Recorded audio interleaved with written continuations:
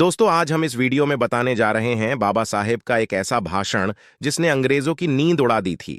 Video शुरू करने से पहले अगर आप भी बाबा साहेब के विचारों से प्रभावित है तो इस वीडियो लाइक करके चैनल को सब्सक्राइब जरूर करें और वीडियो अपने लोगों को शेयर करें जिससे बाबा साहब के विचार घर घर पहुंचे और उनके योगदान को समझे।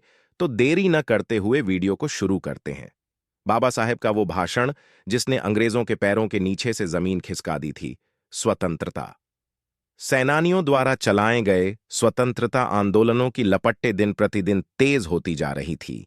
देश में असहयोग आंदोलन, सविनय अवज्ञा जैसे आंदोलनों की वजह से देश में गर्मा गर्मी का माहौल बना हुआ था, जिसके चलते अब ब्रिटिशों का शासन भारत में ज्यादा दिन नहीं चल सकता था, जिसके कारण ब्रिटिश सरकार ने भारत से कुछ प्रतिनिधियों को संवैधानिक प्रक्रिया के विकास के लिए गोलमेज सम्मेलन में बुलाया था, जहां भारत से दलितों और पिछड़े वर्गों का प्रतिनिधित्व करने के लिए गोलमेज सम्मेलन में बाबा साहेब गए थे। इस सम्मेलन में बाबा साहेब ने ऐसा भाषण बोला था जिसके बाद ब्रिटिश सरकार को उनकी सारी बात माननी पड़ रही थी। प्रथम गोलमेज सम्मेलन में भारत के प्रतिनिधि 4 अक्टूबर 1930 में वायसराय ऑफ ब्रिटिश नामक जहाज में भारत से गोलमेज के लिए प्रतिनिधि रवाना हो गए थे। उस समय कांग्रेस नहीं चाहती थी, जो नेता कांग्रेस को मान्य नहीं है उन नेताओं से ब्रिटिश सरकार बात पर कोई हल निकले, जिसके कारण पहले गोलमेज सम्मेलन में कांग्रेस ने भाग नहीं लिया था।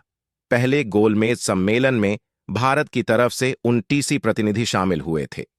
इस गोलमेज सम्मेलन में 13 प्रतिनिधि ब्रिटिश सरकार के और 76 सदस्य भारतीय रियासतों, राजनीतिक दलों, अल्पसंख्यक समुदायों तथा दलितों के प्रतिनिधि शामिल हुए थे।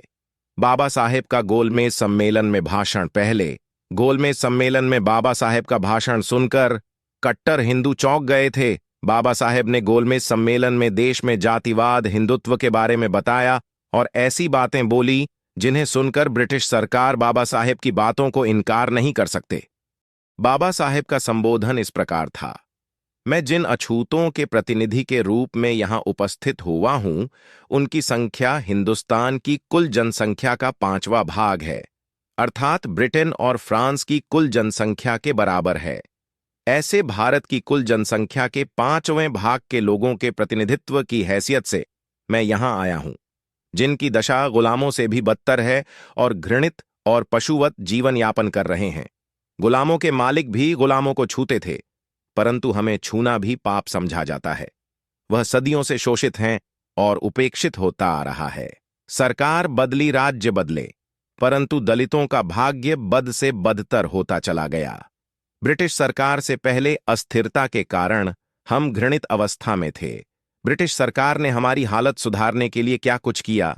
पहले हम गांव के कुएं से पानी नहीं भर सकते थे, आज भी वही स्थिति है। गांव के कुएं से पानी तक नहीं पी सकते हैं। क्या ब्रिटिश सरकार ने हमें वह अधिकार दिलाया?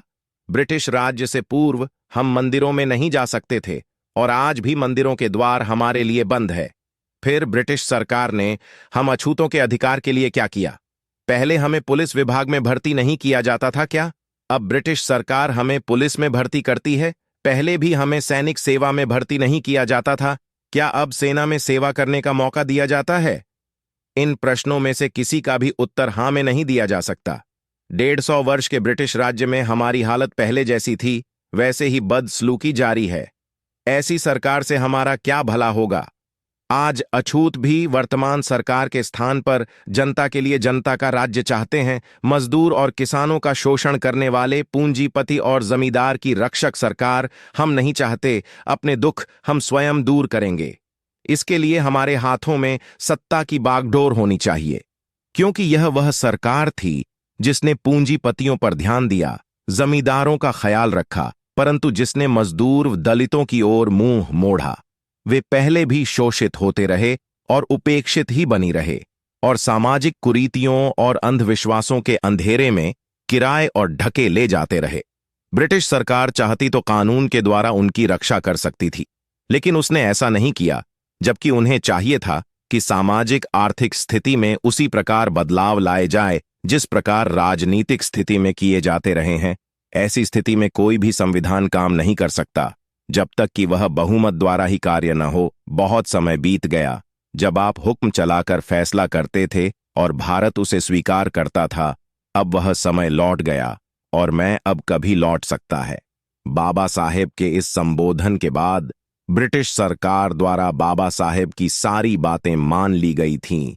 दलितों को कुछ अधिकार भी मिले, लेकिन बाद में पूना पैक्ट समझौते में बाबा साहेब की सारी मेहनत भी बर्बाद हो गई।